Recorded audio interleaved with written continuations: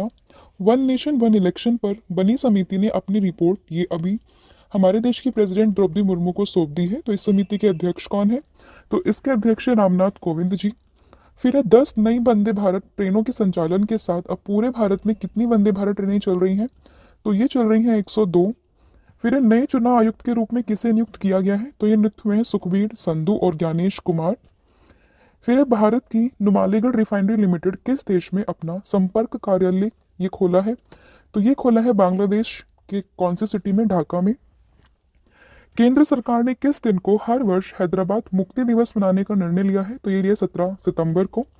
कृषि उन्नति योजना किस राज्य ने लागू की है? तो ये की है छत्तीसगढ़ ने। फिर हाल ही में रणजी ट्रॉफी 2024 का खिताब भी किसने जीता है? तो ये जीता है मुंबई ने।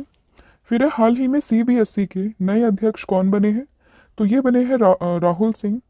फिर यूएनडीपी के द्वारा जारी लैंगिक असमानता सूचकांक 2022 में भारत किस स्थान पर है? तो भारत का स्थान है 108। तो ये था आपका लास्ट क्लास का रिवीजन। अब हम कर लेते हैं आज की क्लास को स्टार्ट। तो देखिए आज की क्लास का सबसे पहले क्वेश्चन जो हम डिस्कस करेंगे वो है हाल ही में फिलिस्तीन के नए प्रधानमंत्री के रूप में किसे नियुक्त किया गया है? तो देखिए अगर हम बात करें फिलिस्तीन के नए प्रधानमंत्री तो ये बने हैं कौन? इनका नाम है मोहम्मद मुस्तफ़ा, यानी कि ऑप्शन नंबर सी आपको ध्यान रखना है। तो देखिए मोहम्मद मुस्तफ़ा ये बने फिलिस्तीन के नए प्रधानमंत्री। सॉरी फिलिस्तीन है ये, ठीक है। तो ध्यान रखेंगे इनकी जो नियुक्ति है वो किन्होंने की है? तो वहाँ के प्रेसिडेंट महमूद अब्बास के द्वारा इनकी नियुक्ति की गई है। और ये आपको बताना है कि ये नियुक्ति पूर्व प्रधानमंत्री जो थे मोहम्मद सताई समेत पूरी सरकार के इस्तीफे के 18 दिन के बाद यहाँ पर हुई है, ठीक है। अगर हम बात करें फिलिस्तीन की तो ये महाद्वीप कौन से में आता है? एशिया में। राजधानी है इसकी दो, यरूशलेम और रहमल्ला। राष्ट्रपति है यहाँ के महमूद अब्बास। और यहाँ पर जो मुद्रा इस्तेमाल होती है वो कोई एक पर्टिकुलर करेंसी नहीं है, बल्कि यहाँ पर 3 करेंसी का इस्तेमाल होता है, जो कि मिस्री पाउंड, इजरायली न्यू शेकल और जॉर्डियन दिनार। तो ये आपको ध्यान रखना है। और ये आप देख सकते हो इधर पैलेस्तीन की लोकेशन मैप में, ठीक है। अब अदर ऑप्शन को हम डिस्कस करना चाहें तो शहबाज शरीफ की बात करें तो अभी जो है ये पाकिस्तान के प्राइम मिनिस्टर बने हैं। शेख हसीना की बात करें तो बांग्लादेश की 5वीं बार ये प्रधानमंत्री चुनी गई हैं। और मोहम्मद म्यूजी की बात करें तो इनका संबंध कौन से देश से है? मालदीव से है। तो इतनी इन्फॉर्मेशन आपको इस क्वेश्चन से ध्यान रखनी है। अगला क्वेश्चन है आपका, हाल ही में महाराष्ट्र के अहमदनगर का नाम बदलकर क्या करने का फैसला लिया है? तो देखिए अगर हम बात करें अहमदनगर का नया नाम तो ये अब होगा अहिल्याबाई नगर, यानी कि ऑप्शन नंबर बी। तो देखिए महाराष्ट्र सरकार ने अहमदनगर जिले का नाम बदलकर ये रखा है अहिल्या नगर। और इनका नाम अहिल्याबाई के ऊपर रखा गया, जो कि 18वीं शताब्दी में मालवा प्रांत की सबसे योग्य शासिका थी। अगर हम बात करें इनके जन्म की तो ये महाराष्ट्र में हुआ था सन 1975 में। ये आप करेक्ट कीजिएगा, इनका जन्म ये हुआ था 1725 में, ठीक है। कहाँ पर? महाराष्ट्र के अहमदनगर में इनका जन्म हुआ था। और ये आपको ध्यान रखना है। और अब जो अहमदनगर है इसको अब जाना जाएगा अहिल्या नगर के नाम से। अदर कुछ इंपॉर्टेंट अगर हम बात करें जो नाम परिवर्तित हुए हैं, जैसे कि बांद्रा वर्सोवा सी लिंक ये हुआ है वीर सावरकर सेतु, मुंबई ट्रांस हार्बर लिंक ये हुआ है अटल सेतु, और औरंगाबाद शहर ये हुआ है छत्रपति संभाजी नगर। तो ये आपको इतना ध्यान रखना है। अगला क्वेश्चन है, हाल ही में किस देश में राष्ट्रपति द्रौपदी मुर्मू को डॉक्टरेट की उपाधि से सम्मानित किया गया या फिर डॉक्टरेट की उपाधि उन्हें प्रदान की गई है? तो ये प्रदान किया गया है किसके द्वारा? मॉरिशस के द्वारा। ऑप्शन नंबर बी आप ध्यान रखेंगे। तो देखिए अभी जो हमारे देश की राष्ट्रपति हैं द्रौपदी मुर्मू, ये मॉरिशस की यात्रा पर गई थी। तो वहीं पर मॉरिशस विश्वविद्यालय के द्वारा इन्हें डॉक्टरेट की उपाधि से सम्मानित किया गया है। तो ये आपको ध्यान रखना है। ऑप्शन नंबर बी इसका सही आंसर हो जाएगा। अब मॉरिशस की अगर हम बात करें तो इसकी राजधानी है पोर्ट लुइस। मुद्रा है यहाँ की मॉरिसियाई रुपया। प्रधानमंत्री की बात करें तो यह प्रवींद्र कुमार जुगनौथ। और यहाँ के जो राष्ट्रपति हैं उनका नाम है पृथ्वीराज सिंह रूपेन। तो ये भी आपको ध्यान रखना है। अगर हम अदर ऑप्शन को डिस्कस करें तो देखिए भी राष्ट्रपति द्रौपदी मुर्मू जी को सूरी नाम के सर्वोच्च नागरिक सम्मान से भी सम्मानित किया गया था, ठीक है। ये भी आपको ध्यान रखना है किसके द्वारा? जो वहाँ के जो राष्ट्रपति हैं चंद्रिका प्रसाद संतोखी, उन्होंने हमारे देश के राष्ट्रपति द्रौपदी मुर्मू को वहाँ के सर्वोच्च नागरिक सम्मान जो कि है the grand order of the yellow chain of the yellow star से उन्हें सम्मानित किया गया था। तो ये भी आपको ध्यान रखना है।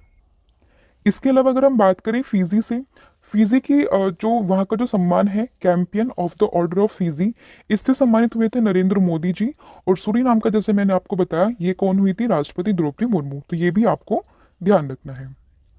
अगला क्वेश्चन है आपका, विश्व उपभोक्ता दिवस ये कब मनाया गया है? तो देखिए, अगर हम बात करें विश्व उपभोक्ता दिवस यानी कि वर्ल्ड कंज्यूमर राइट डे, तो ये हम मनाते हैं 15 मार्च को। तो ऑप्शन नंबर सी आपको ध्यान रखना है। तो देखिए, हर साल उपभोक्ताओं के अधिकारों की रक्षा करने के लिए हर साल 15 मार्च को विश्व उपभोक्ता अधिकार दिवस ही मनाया जाता है। और इसकी थीम जो है इस बार की ये है fair and responsible AI for consumers. तो ये भी आपको ध्यान रखना है। अगला क्वेश्चन है आपका, हाल ही में चमेली देवी जैन पुरस्कार 2024 ये किसने जीता है? तो देखिए, अगर हम बात करें चमेली देवी जैन पुरस्कार 2024, तो ये जीता है ग्रीष्मा ठाकुर और रितिका चोपड़ा, यानी कि बोथ ए एंड बी इसका सही आंसर होगा। तो देखिए, हिंदी मीडिया फाउंडेशन ने स्वतंत्र पत्रकार जो है ग्रीष्मा कुठार और इंडियन एक्सप्रेस की रितिका चोपड़ा, इन दोनों को संयुक्त रूप से 2024 के चमेली देवी पुरस्कार से सम्मानित किया है। अगर हम बात करें चमेली देवी जैन पुरस्कार की, तो इस पुरस्कार का नाम स्वतंत्रता सेनानी और समाज सुधारक चमेली देवी जैन के नाम पर रखा गया है, जिन्हें स्वतंत्रता आंदोलन के दौरान जेल में जो है वो गिरफ्तार कर लिया था। तो ये आपको ध्यान रखना है कि एक स्वतंत्रता सेनानी और समाज सुधारक थे, उन्हीं के नाम पर इसका नाम रखा गया है। और ये इस बार की विजेता है कौन? ग्रीष्मा कुठार और रितिका चोपड़ा, यानी कि बोथ ए एंड बी इसका सही आंसर होगा। फिर है हाल ही में फूलदेई त्योहार ये कहाँ मनाया गया है? तो फूलदेई त्योहार की अगर हम बात करें तो ये कौन से स्टेट में बना है? तो ये बना है आपका कहाँ पर? तो इसका सही आंसर होगा आपका ऑप्शन नंबर बी, यानी कि उत्तराखंड। तो उत्तराखंड में बना है आपका फूलदेई त्योहार। देखिए, फूलदेई त्योहार जो है वो उत्तराखंड में विशेष मान्यता रखता है। कैसे? क्योंकि फूलदेई त्योहार जो ये है चैत्र संक्रांति के दिन मनाया जाता है, क्योंकि हिंदू पंचांग के अनुसार चैत्र मास से हिंदू नववर्ष का पहला महीना होता है। और इस त्योहार को खास तौर पर जो है वो बच्चे मनाते हैं और घर की देहरी पर बैठकर लोकगीत गाने के साथ ही घर घर जाकर फूल बरसाते हैं। और इस वर्ष ये जो त्योहार है ये मनाया गया है कब? 15 मार्च को। तो ये आपको ध्यान रखना है। अगर हम बात करें उत्तराखंड की, तो देखिए यहाँ के जो वर्तमान मुख्यमंत्री हैं वो हैं पुष्कर सिंह धामी। राज्यपाल की बात करें तो यह लेफ्टिनेंट जनरल गुरमीत सिंह।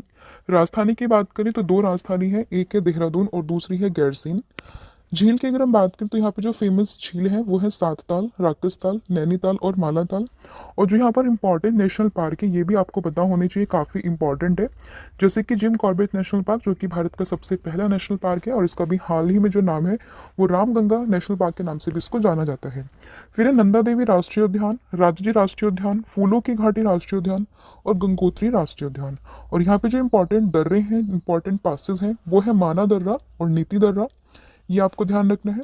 कुछ और इंपॉर्टेंट अगर हम बात करें करंट अफेयर की, तो देखिए उत्तराखंड विधानसभा में यूसीसी बिल लाया गया। यूसीसी यानी कि यूनिफॉर्म सिविल कोड, जो कि आर्टिकल 44 के अंतर्गत आता है। और ये विधानसभा के बाद ये मतलब पूरे भारत में आज़ादी के बाद इसको अपनाने वाला पहला राज्य बन गया है।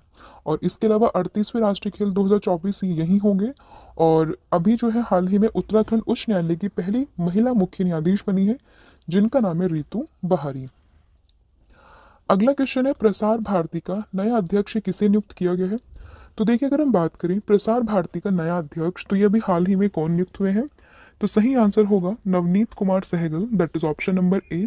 तो नवनीत कुमार सहगल ये बने हैं अभी प्रसार भारती के नए अध्यक्ष। अगर हम बात करें प्रसार भारती की, तो थोड़ा हम इसके बारे में जान लेते हैं कि ये क्या है। तो प्रसार भारती देश का सरकारी प्रसारण केंद्र है। और प्रसार भारती भारत का लोक सेवा प्रसारक भारती अधिनियम 1990 के तहत इसको स्थापित किया गया, जिसका मुख्यालय नई दिल्ली में, और ये अस्तित्व में आया था साल 1997 में। और प्रसार भारती के प्रथम अध्यक्ष तो ये थे निखिल चक्रवर्ती, और वर्तमान अध्यक्ष ये बन गए हैं नवनीत कुमार सहगल। तो इतना आपको ध्यान रखना है। अदर ऑप्शन को अगर हम डिस्कस करें तो देखिए, अनिल चौहान ये अभी हमारे देश के सीडीएस हैं। दूसरे पहले सीडीएस जो थे वो विपिन रावत जी थे, जिनका प्लान क्रैश में दुर्घटना से मौत हो गई थी। लेकिन अभी जो हमारे वर्तमान में सीडीएस हैं वो कौन है? अनिल चौहान है। फिर बात आती है किशोर मकवाना की। तो देखिए, किशोर मकवाना के बारे में भी अभी आपने हाल ही फिलहाल में ही सुना था। तो किशोर मकवाना जी की अगर हम बात करें तो इनको अभी एक बहुत ही महत्वपूर्ण पद दिया गया है, जो कि है राष्ट्रीय अनुसूचित जाति आयोग के अध्यक्ष, यानी कि जो एनसीएससी है उसके अध्यक्ष ने बनाया गया है। वहीं अगर हम बात करें एएम कानविलकर की, तो इन्हें अभी लोकपाल चेयरपर्सन बनाया गया है, तो ये आपको ध्यान रखना है। अगला क्वेश्चन है आपका, हाल ही में भारत के पहले इंडोर एथलेटिक केंद्र का उद्घाटन ये कहाँ किया गया है? तो देखिए, अगर हम बात करें भारत के पहले इंडोर एथलेटिक केंद्र का उद्घाटन, तो ये हुआ है कहाँ पर? भुवनेश्वर में। ऑप्शन नंबर सी आप ध्यान रखेंगे। तो देखिए, उड़ीसा के मुख्यमंत्री जो है नवीन पटनायक जी, इन्होंने भुवनेश्वर के कलिंगा स्टेडियम में भारत के पहले इंडोर एथलेटिक और जलीय केंद्र का उद्घाटन किया है। और मुख्यमंत्री ने स्टेडियम परिसर में एक नए इंडोर गोताखोरी केंद्र की भी आधारशिला रखी है। मुख्यमंत्री के अनुसार नए इंडोर सुविधाएं एथलीटों को मौसम संबंधी बाधा के भय के बिना पूरे साल प्रशिक्षण लेने में मदद करेगी। तो अभी क्या होता था ना कि जैसे पहले बाहर हम एथलेटिक्स प्रिपरेशन करते थे, अपनी प्रैक्टिस करते थे, लेकिन अब इंडोर होने की वजह से कोई भी मौसम हो, आंधी हो, बारिश हो, तूफान हो, वो लोग अपनी प्रैक्टिस को बिना किसी बाधा के आसानी से यहाँ पर जारी रख सकते हैं। फिर हाल ही में समुद्री सुरक्षा बेल्ट 2024 का आयोजन ये कहाँ किया गया है? तो ये हुआ है आपका गल्फ ऑफ ओमान में। तो ऑप्शन नंबर ए आप यहाँ पर याद रखेंगे। जैसे कि आप देख सकते हैं, ये है गल्फ ऑफ ओमान, यहीं पर हुआ है समुद्री सुरक्षा बेल्ट 2024 का आयोजन। ये किन किन देशों के बीच में हुआ है? तो ये हुआ है ईरान, रूस और चीन के बीच में इसका आयोजन किया गया। और इस ड्रिल को समुद्री सुरक्षा बेल्ट 2024 कहा गया है। इस युद्ध में युद्धपोत और विमानन को शामिल किया गया और वर्ष 2019 के बाद से उनका चौथा संयुक्त सैन्य अभ्यास है। तो ये आपको ध्यान रखना है। फिर है महिला प्रीमियर लीग 2024 का खिताब किस टीम ने जीता है? तो देखिए, अभी जो महिला प्रीमियर लीग 2024 का खिताब है ये जीत लिया है पहली बार रॉयल चैलेंजर्स बैंगलोर की टीम ने। ऑप्शन नंबर सी आप यहाँ पर याद रखेंगे। तो देखिए, फाइनल्स में इन्होंने दिल्ली कैपिटल्स को हराया है और उसी के बाद इन्होंने जीत लिया है अपना पहला रॉयल चैलेंजर्स बैंगलोर ने WPL का टाइटल। अगर हम बात करें दिल्ली कैपिटल की, जो कैप्टन थी वो थी मैग लेनिंग। आरसीबी की कैप्टन तो थी स्मृति मंदाना, जो कि कप्तान थी किसकी? आरसीबी की। इसका ये दूसरा संस्करण था। वहीं बात करें पहले संस्करण की, जो 2023 में हुआ था, उसकी विजेता टीम थी मुंबई इंडियंस। तो ये आपको ध्यान रखना है। तो ये थे आपके top most and important questions. अब हम कर लेते हैं स्टैटिक जीके को रिवाइज। तो देखिए, पहला आपका क्वेश्चन है, संविधान सभा का स्थायी अध्यक्ष कौन था? तो ये थे डॉक्टर राजेंद्र प्रसाद। वहीं अगर हम बात करें प्रारूप समिति के अध्यक्ष, तो ये थे भीमराव अंबेडकर जी। रेड क्रॉस दिवस हम मनाते हैं 8 मई को। सूर्योदय का देश ये कौन सा देश है? तो ये है आपका जापान। अंतर्राष्ट्रीय महिला दिवस तो ये है 8 मार्च। और आप मुझे बताओगे इस बार की थीम जो है वो क्या थी? आर्य समाज की स्थापना ये की थी स्वामी दयानंद जी ने। पंजाबी भाषा की लिपि कौन सी है? तो ये है गुरुमुखी। भारत की मुख्य भूमि का दक्षिणतम किनारा कौन सा है? तो ये है कन्याकुमारी। तो देखिए, यहाँ पर बात हुई दक्षिणतम किनारा, ठीक है। फिर महाभारत के रचयिता कौन थे? तो ये थे महर्षि वेदव्यास। अर्थशास्त्र नामक पुस्तक किसने लिखी है? तो ये लिखी है चाणक्य कौटिल्य ने। तो ये आप ध्यान रखेंगे। लास्ट क्लास में आपसे डिस्कस किया था हाल ही में सीबीएसई के नए अध्यक्ष कौन बने हैं? तो ये बने हैं कौन? राहुल सिंह। और आज का आपका क्वेश्चन होने वाला है क्या? यह किस राज्य और यूटी ने पशु तस्करी को रोकने के लिए ऑपरेशन कामधेनु की शुरुआत की है? तो इसका आंसर आप मुझे कमेंट सेक्शन में